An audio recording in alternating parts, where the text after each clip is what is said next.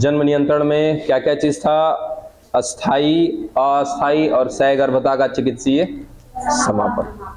अस्थाई खत्म कर लिए थे, अस्थाई भी खत्म हो गया है, एमटीपी रह गया है। एमटीपी में थोड़ी सी बात है, देख के उसको भी खत्म करिए। एमटीपी बातें नहीं करिए।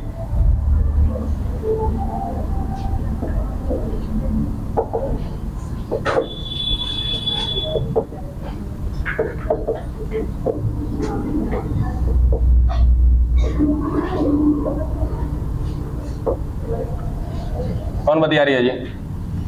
Medical termination of pregnancy, Hindi में कहते हैं इसको सहगर्भता।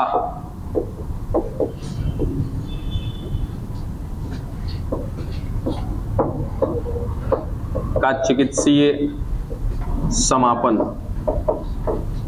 यानी कि डॉक्टरों की सहायता से सहगर्भता को खत्म करना, प्रेगनेंसी को खत्म करना। ठीक है, लेकिन क्यों? सवाल आया कि जो गर्भ में बच्चा पल रहा है तो उसको डॉक्टरों की सहायता से खत्म करने की जरूरत क्यों है? ठीक है, तो हमने बताया था ना कि हमारे पास एका दो जांच ऐसे हैं जिसमें से एमनियोसिंथेसिस क्या है? बैन है। ठीक है, अब क्यों बैन किया गया? क्योंकि लोग उससे भ्रूण का पता लगाते थे और रूढ़िवादी विचार के होने की वजह से यदि कोई मादा पल रही थी गर्भ में, यानी कि लड़की थी, तो उसको क्या करते थे? मार देते थे। ठीक है, अब एमटीपी क्यों इस्तेमाल में लेना है? ये चाहे सोनोग्राफी हो, ठीक है, सोनोग्राफी जैसे अल्ट्रासाउंड, इसी सोनोग्राफी को अल्ट्रासाउंड भी कहते हैं। तो इसके मदद से हम ये पता लगा सकते हैं कि जो पेट में पल रहा बच्चा है उसमें किसी प्रकार का कोई दोष नहीं होना चाहिए। ठीक है, और यदि किसी प्रकार का कोई दोष है तब उसको डॉक्टरों की सहायता से क्या करना है? खत्म कर देना है ऐसे प्रेगनेंसी को। ठीक है, अब ये तो पता चल गया कि क्यों खत्म करना है, डन। लेकिन इसके बावजूद इस अल्ट्रासाउंड के द्वारा लोग ये पता कर ले रहे हैं कि पेट में पलने वाला बच्चा एक लड़का है या एक लड़की है, और यदि लड़की है तो क्या करते हैं? एबॉर्शन करा देते हैं। इसके लिए हमारे इंडियन गवर्नमेंट के द्वारा 1971 में बहुत ही कड़ा नियम लागू किया गया। इस नियम के अंतर्गत यदि कोई पकड़ा गया उसका रजिस्ट्रेशन कैंसिल कर दिया जाएगा, चाहे वो एक अल्ट्रासाउंड करने वाला हो या फिर वो एक एमबीबीएस डॉक्टर हो। यदि वो क्या कर रहा है कि अपने गुण के मदद से या अपने तकनीक के इस्तेमाल के बाद वो ये पता कर दे कि पेट में पल रहा बच्चा एक लड़का है या एक लड़की है, कुल मिला जुला के सीधा सीधा हम इसको ऐसा कह सकते हैं कि भ्रूण का जांच करना, भ्रूण का जांच करना। भाई भ्रूण का यदि वो जांच कर दिया कि भ्रूण जो है एक लड़का है या एक लड़की है, तो हमारे इंडियन गवर्नमेंट ने क्या किया है? 1971 में ही एक बहुत बड़ा, मतलब बहुत ही कड़ा नियम लागू किया है, जिस नियम के अंतर्गत आपको भ्रूण का पता नहीं लगाना है। और यदि कोई लगाता है तो ऐसे स्थिति में 1971 के नियम के अनुसार ऐसे डॉक्टर का, ऐसे लेबोरेटरी का, ऐसे पैथोलॉजी का लाइसेंस क्या कर दिया जाएगा? कैंसिल कर दिया जाएगा। और लिखा भी रहता है ना कहीं कि आप हॉस्पिटल में जाओगे तो क्या लिखा रहता है कि भ्रूण का जांच करना क्या है? दंडनीय अपराध। ठीक है, चलो ये बात तो आ गई। लेकिन फिर भी लोग कराते हैं एमटीपी। क्यों कराते हैं? क्योंकि अगर सोनोग्राफी के बाद या कोई जांच के बाद हमें यह पता चला कि पेट में जो पल रहा बच्चा है उसके अंदर क्या है? किसी प्रकार का दोष है। तो दोष है तो उस रिपोर्ट के बेस पे एबॉर्शन लिया जा सकता है। इस एमटीपी को एक और नाम देते हैं क्या? एबॉर्शन। तो एबॉर्शन कराना क्यों है? क्योंकि किसी प्रकार का क्या होना चाहिए? दोष होना चाहिए। ठीक है, फिर सवाल आता है कि कब करा सकते हैं एबॉर्शन? तो हमने याद है प्रेगनेंसी को 3 तिमाही में बांटा था, 3 ट्राइमेस्टर में। प्रथम तिमाही, द्वितीय तिमाही और उसके बाद तृतीय तिमाही। पहली तिमाही का मतलब पहला, दूसरा और तीसरा महीना। दूसरा का मतलब कि चौथा, पांचवा और छठा। उसके बाद 7वां, 8वां और 9वां महीना। तो याद रखना बच्चा कि एमटीपी कराने के लिए या एबॉर्शन कराने के लिए जो सबसे बेस्ट टाइमिंग है वो क्या है? प्रथम तिमाही। इस प्रथम तिमाही के दौरान यदि एबॉर्शन लिया जाए तो थोड़ा सा इजी होता है। थोड़ा सा इजी मतलब कि थोड़ा सा सहनीय होता है, कोई ज्यादा दिक्कत की बात नहीं होती है। अब इसके बाद यदि कराएंगे तो बच्चे का शरीर क्या होगा, दूसरे तिमाही के लास्ट में जाते हैं तो पता है ना कि पूर्ण रूप से क्या हो जाएगा, विकसित हो जाएगा। तो समस्याएं क्या हो जाएंगी, बढ़ जाएगी अबॉर्शन करने में। तो जो सबसे बेस्ट टाइमिंग है वो क्या है, प्रथम तिमाही। और एक बात इस पे याद रखिएगा कि लगभग प्रत्येक वर्ष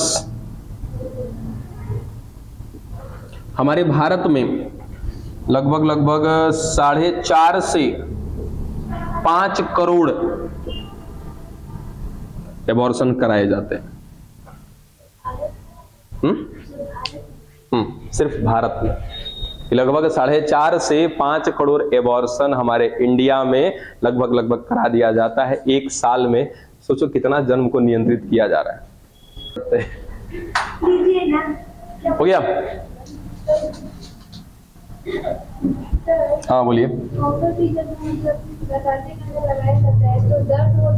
नहीं, लगाने में कोई दर्द नहीं है, ना ही बेहोश करना पड़ता है, ना ही कुछ करना पड़ता है। गर्भाशय के अंदर, अरे गर्भाशय के अंदर योनि भाग से लगाया जाता है, उसका लगाने का भी एक टेक्निक होता है। आपको कहा था ना कि जस्ट एक छोटा सा वीडियो तो देखिए जा करके। चलो ग्रुप में आज भेजते हैं।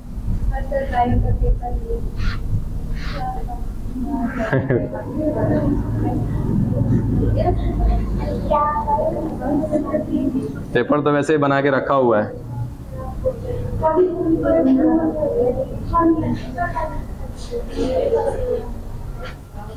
चलो शुरू करें।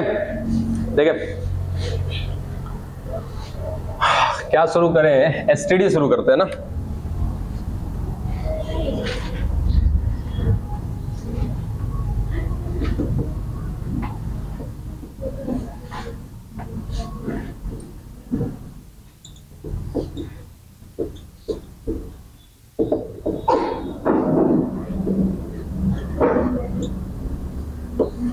सेक्सुअली ट्रांसमिटेड डिजीज, हिंदी में कह सकते हैं इसको यौन संचारित रोग।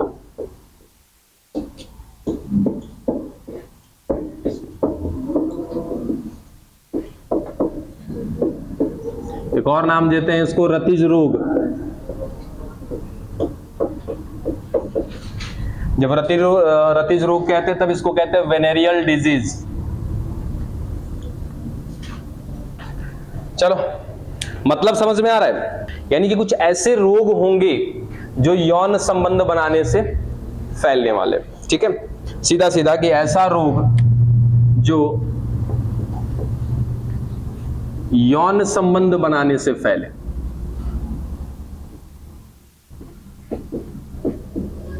बनाने से एक से दूसरे में संचारित हो जाए। बात पल्ले पड़ी, यानी कि किसी एक को है। ठीक है, जैसे हम बात करें कि कोई एक नर है और कोई एक मादा। ठीक है, अब इन दोनों में से किसी एक को हम कह दें कि चलो नर में किसी प्रकार का कोई यौन संचारित रोग है। कौन सा रोग है उसकी बात नहीं कर रहे। ठीक है, एक एक करके पढ़ेंगे रोग को। फिलहाल कहा कि कोई एसटीडी है, कोई सेक्सुअली ट्रांसमिटेड डिजीज है जिससे प्रभावित है कौन, नर। और जैसे ही ये नर इस मादा के साथ यौन संबंध बनाएगा, अब ये रोग भी क्या हो जाएगा, इसके पास पहुंच जाएगा। अभी तक तो एक व्यक्ति संक्रमित था, अब क्या हो गया, ये दूसरा भी संक्रमित हो गया। अब यदि ये मादा किसी और नर के साथ संबंध बनाती है तो वो नर भी क्या हो जाएगा, संक्रमित हो जाएगा। ये नर किसी और मादा के साथ संपर्क में आएगा तो वो मादा भी क्या हो जाएगी, संक्रमित हो जाएगी। यानी कि कुल मिला जुला करके यौन संचारित रोग का मतलब क्या है कि जो जो संपर्क में आएगा, कौन से संपर्क में, यौन संबंध के संपर्क में यदि कोई भी व्यक्ति आएगा तो वो रोग क्या हो जाएगा, सीधा सीधा एक से दूसरे में संचारित हो जाएगा। ऐसे रोग को ही कहा जाता है क्या, यौन संचारित रोग। ठीक है, और ऐसे मेजर चांसेस बनते हैं जहां पे वैश्यावृत्ति समझते हो, वैश्यावृत्ति जहां पर जिस्म का धंधा किया जाता है। ठीक है, तो ये वैश्यावृत्ति का जो क्षेत्र होता है ना, जैसे उनको रेड लाइट एरिया भी बोल देते हैं, बहुत तरह तरह का नाम देते हैं। ऐसे एरिया में कुछ ज्यादा ही संभावना रहती है किसकी, सेक्सुअली ट्रांसमिटेड डिजीज की। क्योंकि एक महिला है वो दिन भर में बहुत सारे पुरुषों के साथ क्या कर रही है, यौन संबंध बना रही है। हो सकता है कि किसी गलती से एक से दूसरे में वो ट्रांसफर हो जाए। तो सबसे बेस्ट माना जाता है क्या यहाँ पर, कॉन्डम्स। क्यों? क्योंकि यदि कॉन्डम का यूज किया जाएगा तो गलती से भी क्या होंगे, जननांग आपस में टच में नहीं आएंगे तो ये रोग एक से दूसरे में नहीं फैलेगा। बात समझ में आई? तो खैर कल भी बात किया था इसमें कि सबसे बेस्ट जो कंडीशन होता है या सबसे बेस्ट मेथड जो होता है किससे बचने के लिए, यौन संचारित रोगों से बचना है यदि किसी को, तो सबसे बेस्ट उपाय है क्या, कॉन्डम का इस्तेमाल करना। क्यों? क्योंकि इसके इस्तेमाल से दोनों जननांग डायरेक्टली टच में नहीं आते हैं तो कोई बैक्टीरिया, कोई वायरस, कोई प्रोटोजोआ एक दूसरे के संपर्क में ट्रांसफर नहीं होगा, सीधी सी बात। ठीक है, ये बात क्लियर हुआ कि सेक्सुअली ट्रांसमिटेड डिजीज का मतलब क्या होता है, एक ऐसा रोग जो यौन संबंध बनाने से एक से दूसरे में संचारित हो जाए, ऐसे रोग को क्या कहते हैं, यौन संचारित रोग कहते हैं। डन। जिसमें सबसे पहला, मिटाएं इसको,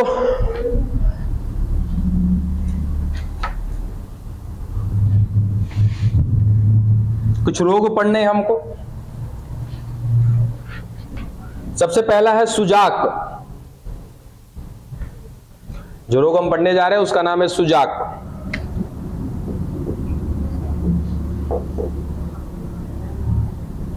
गोनोरिया,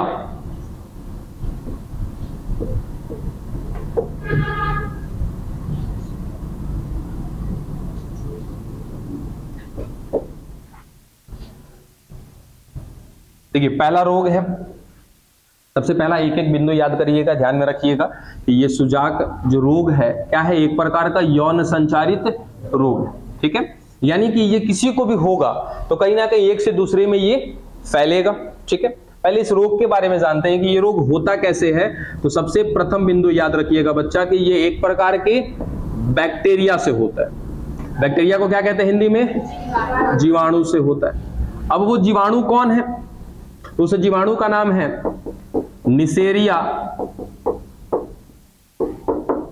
गोनोरी। निसेरिया गोनोरी, हाँ ठीक है, ये गोनोरी से याद रखिएगा कि इसी रोग को क्या कहते हैं, गोनोरिया कहते हैं। ये एक बैक्टीरिया की वजह से हो रहा है, जिस बैक्टीरिया का नाम क्या है, निसेरिया गोनोरी। डन। दूसरा याद रखना,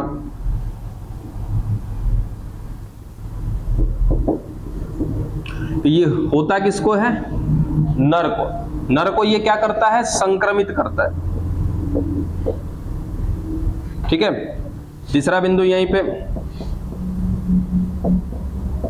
ये मादा को संक्रमित नहीं करता है, यहां पे लिख दे संक्रमित करता है, और ये मादा को संक्रमित नहीं करता है। ठीक है, होता क्या है जब संक्रमित करता है, तो होता क्या है,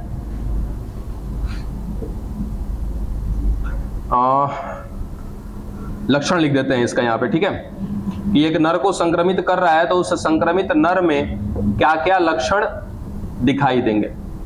सबसे पहला लक्षण कि उस नर का जो मूत्र मार्ग होगा, उस मूत्र मार्ग में उसको जलन होगा। ठीक है, पहला लक्षण। दूसरा कि वो नर जब भी अपने सिसन से मूत्र का त्याग करेगा, मूत्र त्याग समझते हो कि जैसे ही वो अपने शरीर से क्या कर रहा है, मूत्र को बाहर निकाल रहा है, मूत्र त्याग में जो है जलन भी होगा और जलन के साथ साथ दर्द भी होगा। बात समझ में आई? क्या क्या दिक्कत हुआ? क्या कहा कि नर को संक्रमित कर रहा है कौन, ये रोग, कौन सा रोग, जिसके मतलब कि ये बैक्टीरिया से हो रहा है, ये बैक्टीरिया संक्रमित कर रहा है नर को। कौन सा बैक्टीरिया, निसेरिया गोनोरी। अब जब नर को संक्रमित कर रहा है तो नर के अंदर लक्षण क्या क्या दिखाई दे रहे हैं कि मूत्र मार्ग में जलन हो रहा है, साथ ही साथ जब भी वो नर मूत्र त्याग करेगा उसके मूत्र के त्यागने में जलन भी होगा और दर्द भी होगा। अभी मादा के साथ क्या हुआ, इसको कुछ नहीं होगा। और सवाल आया कि सर हमने तो बात, सर ठहर जाओ सुनो, सवाल क्या है कि यह है क्या, एक प्रकार का यौन संचारित रोग, ये नर संक्रमित है ना। ठीक है, अब ये नर जो है इस मादा के साथ यौन संबंध बनाया। ठीक है, अब यौन संबंध बनाया तो भाई हम किसमें पढ़ रहे हैं, यौन संचारित रोग में पढ़ रहे हैं। अभी तक ये बैक्टीरिया किसमें था, एक नर में था। जैसे ही इसने मादा के साथ संबंध बनाया, इस मादा में भी क्या आ जाएगा, ये बैक्टीरिया आ जाएगा। चलो ये बैक्टीरिया इस मादा में भी आ गया, लेकिन इस मादा को संक्रमित नहीं करेगा। इस मादा में इस रोग का, इस बैक्टीरिया का एक भी लक्षण दिखाई नहीं देगा, लेकिन गया है उसके जननांगों में। कोई भी लक्षण दिखाई नहीं देगा। तो फिर रोग कैसा? ठीक है, तो ये मादा पता है, ये मादा वाहक का काम करेगी। वाहक समझते हो? ये अपने जननांगों में इस निसेरिया गोनोरी को ढो रही है। इसका मतलब कि ये तो एक संक्रमित नर था, इस संक्रमित नर से क्या हुआ, इस स्वस्थ मादा के अंदर ये जीवाणु चला गया। ठीक है, इस मादा के अंदर कोई लक्षण दिखाई नहीं दे रहा, लेकिन हमने कहा कि मादा कैसा काम करेगी? वाहक का काम करेगी। कोई एक स्वस्थ नर जिसके अंदर ये जीवाणु नहीं है, अगर ये स्वस्थ नर इस मादा के साथ यौन संबंध बनाता है तो मादा क्या है? वो वाहक है। ये तुरंत बैक्टीरिया चला जाएगा किसमें? नर में। आई भाई साहब के अंदर दिखाई देने लगेगा ये सब। बात पल्ले पड़ी। तो सबसे पहला रोग क्या है आपका? सुजाग, जिसको कहते हैं गोनोरिया। डन, पहला रोग खत्म। इससे प्रभावित कौन होता है? नर प्रभावित होता है। मादा क्या होती है? एक प्रकार से वाहक होती है। उस मादा के संपर्क में जो भी कोई एक स्वस्थ नर आएगा उसको ये रोग हो जाएगा, उसके अंदर ये लक्षण दिखाई देगा, जबकि इसका लक्षण मादा में दिखाई नहीं देता है। हाँ देखो, एक पॉइंट और छूटा हुआ है ना, देखना ये कितना बिंदु लिखे। इसके लक्षण में ना एक तीसरा लक्षण यहां लिख देते हैं। याद है क्या? सीसन मुंड। सीसन मुंड हिंदी में बोला था ग्लांस पेनिस।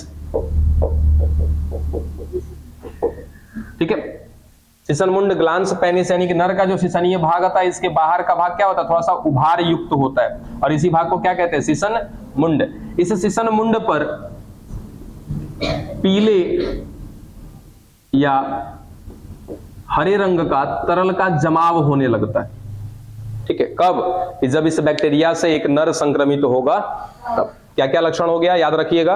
मूत्र मार्ग में जलन होना, मूत्र त्यागने में जलन होना और दर्द होना, और सीसन मुंड पर क्या होना? पीले या हरे रंग के तरल का जमाव होना। तनिक जल्दी करो बाबू।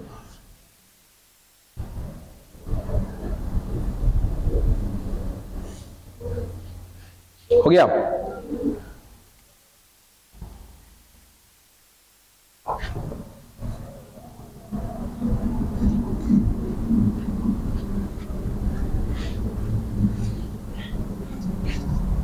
कभी कभार एकदम इजी में दे देता है क्वेश्चन। इससे इजी में क्वेश्चन क्या रहेगा कि गोनोरिया जो रोग होता है किसके द्वारा होता है? कि बैक्टीरिया के द्वारा, वायरस के द्वारा, प्रोटोजोआ के द्वारा, कवक के द्वारा?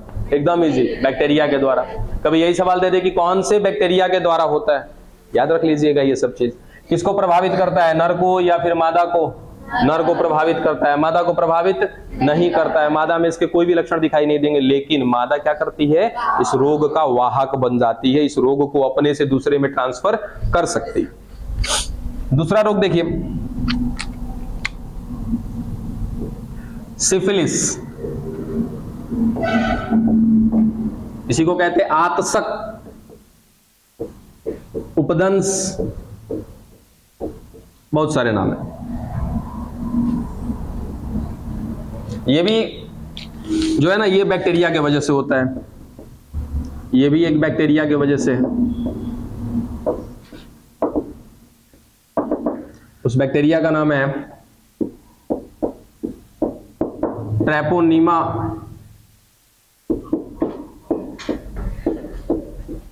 पैलिडम। नाम बड़ी जबरदस्त है, याद रख लेना सब। ठीक है, उस बैक्टीरिया का नाम क्या है? ट्रैपोनेमा पैलिडम। दूसरा बिंदु याद रखना कि नर को भी प्रभावित करता है और मादा को भी प्रभावित करता है। ठीक है, अब चलो दोनों को प्रभावित कर रहा है, दोनों स्थिति में, यानी कि नर भी प्रभावित है और मादा भी प्रभावित है। अब प्रभावित होंगे तो क्या दिखाई देंगे? कुछ लक्षण दिखेंगे। आइए देखते हैं क्या क्या लक्षण दिखते हैं। पहले बात करते हैं कि नर का, कि नर में क्या क्या लक्षण दिखाई देगा। ठीक है, तो याद रखना कि संक्रमण के लगभग 9 से 10 दिन बाद, तुरंत नहीं दिखाई देता, 9 से 10 दिन के बाद, यानी कि कोई एक नर एक ऐसे मादा के संपर्क में आया जिसके पास क्या था? एक बैक्टीरिया। कौन? ट्रैपोनीमा पैलिडम।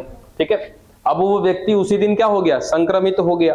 लेकिन उसका लक्षण कब दिखाई देगा, 9 से 10 दिन के बाद। तो संक्रमण से 9 से 10 दिन के बाद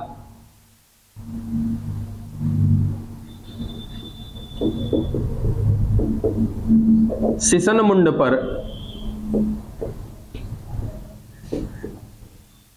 लाल रंग के दाने हो जाएंगे, ये लक्षण है।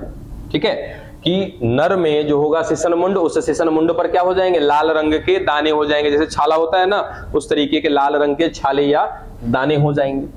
ठीक, ऐसा ही प्रभाव देखने को मिलता है कहां पर, मादा में भी। ठीक है, तो मादा में कहां पर देखने को मिलता है, योनि भाग में। योनि भाग में कहीं पर याद है हमने कोई पढ़ा था, भगोष्ठ, याद आया, एक था प्रकोष्ठ, वेस्टिब्यूल्स, उसके आसपास जो मसल्स थे, 2 मसल्स की बात की थी, लेबिया मेजोरा, लेबिया माइनोरा, उसको क्या कहते हैं, भगोष्ठ कहते हैं। तो उस भगोष्ठीय भाग में भी क्या होगा, सेम चीज कि लाल रंग के क्या हो जाएंगे, दाने हो जाएंगे। उस मादा के अंदर भी लक्षण किसमें दिख रहा, दोनों के दोनों में लक्षण दिख रहा है। अब कुछ इंपॉर्टेंट चीज है, सुनना ध्यान से। अब लगभग 6 से 7 सप्ताह के बाद, यानी कि लगभग कितना दिन हो गया, जोड़ लो, 7 लगभग 50 दिन जाते जाते चल रहा है। पिना उठा, लाठी लेके आती है एक ही बार।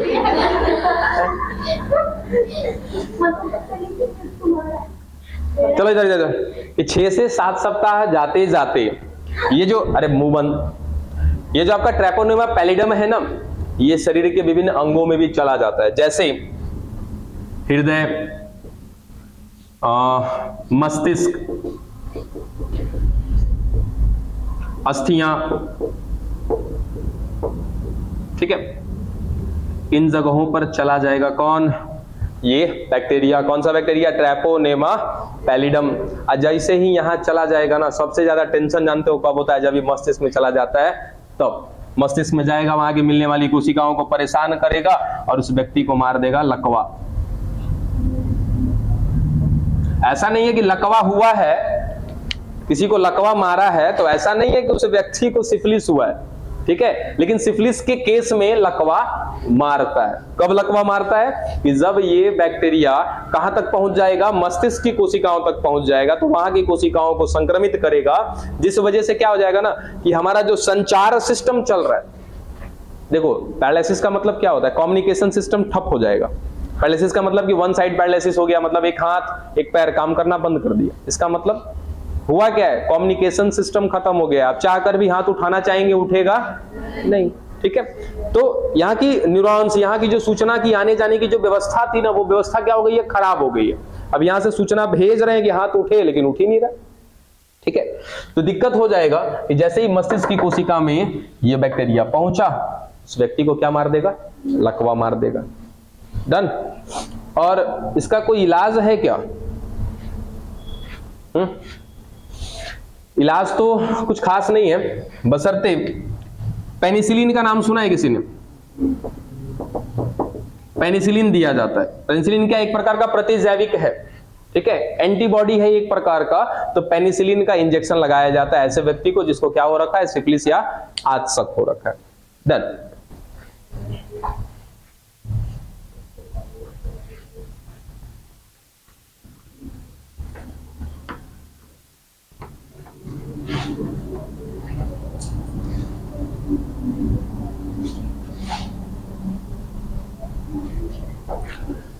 तीसरा कौन सा रोग है, जनन अंगों का हर्पीज है क्या, हाँ जनन अंगों का हर्पीज। चल, तीसरा रोग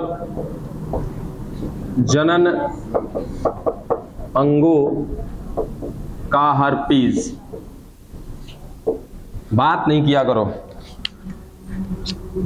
अब ये किससे होता है, तो एक विषाणु से होता है। ये विषाणु यानी कि वायरस।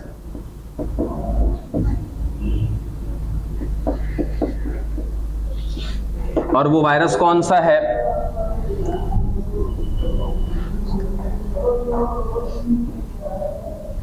हर्पीज सिंप्लेक्स विषाणु या वायरस, नाम याद रख लीजिएगा इसको। दूसरा, ये नर तथा मादा दोनों को प्रभावित करता है, नर को भी प्रभावित करेगा और मादा को भी प्रभावित करेगा। अब सवाल आएगा कि इसका लक्षण नर में कहां दिखाई देगा और मादा में कहां दिखाई देगा। तो नर का जो सीसन है उस सीसन में दर्द रहेगा, ठीक है। अब बाकी जो मादा का योनि भाग है, मादा के योनि भाग में दर्द तो रहेगा ही, दर्द के साथ साथ छाले भी रहेंगे, ठीक है। दोनों के अंदर अलग अलग थोड़े से लक्षण हुए, क्या कि नर का सीसन भाग में दर्द रहेगा, दूसरा योनि भाग में क्या होगा मादा में कि दर्द तो रहेगा, दर्द के साथ साथ क्या होंगे, छाले भी होंगे। इस स्थिति को क्या कहते हैं, जनन अंगों का हर्पीज कहते हैं। अब जाकर के सर्च करिएगा इसको, जेनाइटल हर्पीज कहते हैं। देखने के बाद बड़ा अजीबोगरीब सी स्थिति देखने को मिलती है, एकदम बहुत बेकार सी स्थिति हो जाती है जनन अंगों की। ऐसे ही स्थिति में तीसरा इसका बिंदु याद रखिएगा, इसका कोई भी उपचार नहीं है, इसका कोई इलाज नहीं है, चाहे वो नर होगा या मादा होगी। इसे छाला के वजह से, मुंह में कभी छाला हुआ है तो लोग हाथ में छाला होना चाहिए, लिख ना पाओ तो लोग, ये टाइम नहीं देते लिखने का, बुद्ध बताने से कुछ हो जाएगा, किसी दिन रपेट देंगे बढ़िया से, बता दे रहे हम, कुछ नहीं, हर रोज की एक ही कहानी। समय मिलता है वहां लिख लिया करो। कौन सा कहें कि दुनिया से बाहर हम पढ़ा रहे हैं, सारा लक्षण वहां किताब में दे रखा है, पढ़ना देकर लेने तुरंत मिल जाएगा सब कुछ। आपसे क्या कहा, कोई भी रोग पढ़ना है, उस रोग में 2 ही 3 चीजें याद रखना है, किससे हो रहा है, वायरस से हो रहा है, बैक्टीरिया से हो रहा है, या प्रोटोजोआ से हो रहा है, कवक से हो रहा है, वो याद रख लो, ठीक है। ये लक्षण क्या क्या दिखा रहा है वो याद रख लो, कौन से अंग में प्रभावित कर रहा है वो याद रख लो, हो गया। 2-3 को तो बात याद रखना है। क्या बोला, इसका कोई उपचार नहीं है। अब उपचार नहीं है, लेकिन ये देख रहे हो क्या लिखा है, दर्द। और ऐसे जगह पे दर्द है जिस दर्द को बर्दाश्त करना क्या है, मुश्किल है। कभी क्रिकेट खेलने में चोट लगा, सब लड़कियों को तो नहीं, लड़के ने फील किया हो अगर चोट लगा हो तो, टेस्टिस पर अगर चोट लग जाए ना तो लगता है कि जान प्राण कुल निकल जाएगा, यानी कि वृषण पे। बात समझ में आए? अब सोचो कि वहां पे कंटिन्यूअस दर्द रहेगा, उस व्यक्ति की क्या हालत होगी, उस नर का या उस मादा की क्या हालत होगी। सीधा सीधा हमने कह दिया कि कोई इसका उपचार नहीं है। एक उपचार है, क्या उपचार है कि दर्द को कम करने की दवा आती है, बस कुछ समय के लिए। जैसे दांत दर्द हो रहा है तो दांत का, उस दर्द का क्या इलाज है कि दांत को निकाल के फेंक दीजिए तभी उसका इलाज है, नहीं तो कुछ समय के लिए दवा खा के उस दांत दर्द को क्या कर सकते हैं, कम कर सकते हैं, बस। तो सीधा सीधा क्या कि दर्द को कम करने की एक दवा है, उस दवा का नाम याद रखिएगा, एसाइलोवीर। एसाइलोवीर नामक एक दवा आती है जो कि एक रोग के अंतर्गत चलाई जाती है। वो रोग कौन सा है, जनन अंगों का हर्पीज। खत्म। ये भी एक वायरस की वजह से होने वाला रोग था। मिटा दें?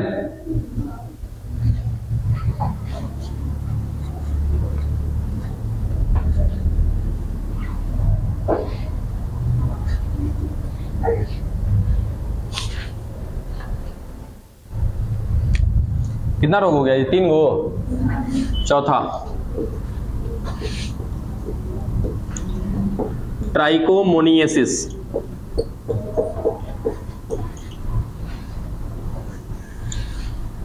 ये जो होता है एगो प्रोटोजोआ की वजह से होता है।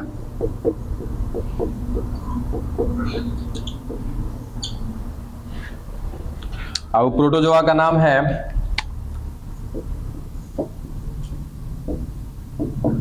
ट्राइकोमोनास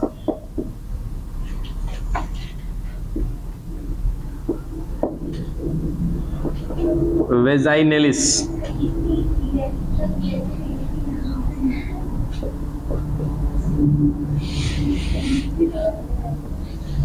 चलो, ये प्रोटोजोआ का नाम याद रखिएगा, क्या है, ट्राइकोमोनास वेजाइनेलिस, ठीक है। अब वेजाइनेलिस में क्या वेजाइना वर्ड आ रहा है क्या, ठीक है। तो याद रखना कि ये मुख्यतः कहां पर असर दिखाता है, वेजाइना में, यानी कि योनि भाग में, और ये मुख्यतः मादा को ही प्रभावित करता है।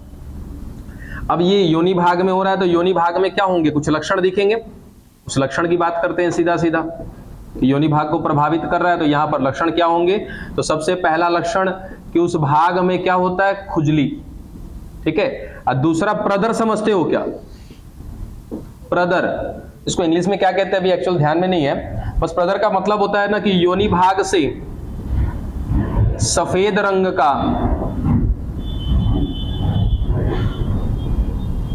पानी का स्राव होना,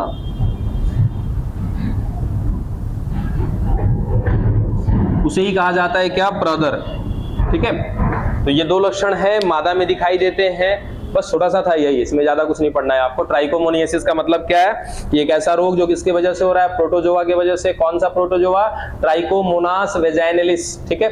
उसके बाद ये कर क्या रहा है, तो एक मादा को प्रभावित कर रहा है, कौन से अंग में, योनि भाग में। लक्षण क्या है, तो खुजली होना और प्रदर का स्राव होना। प्रदर का मतलब सफेद रंग के पानी का स्राव होना।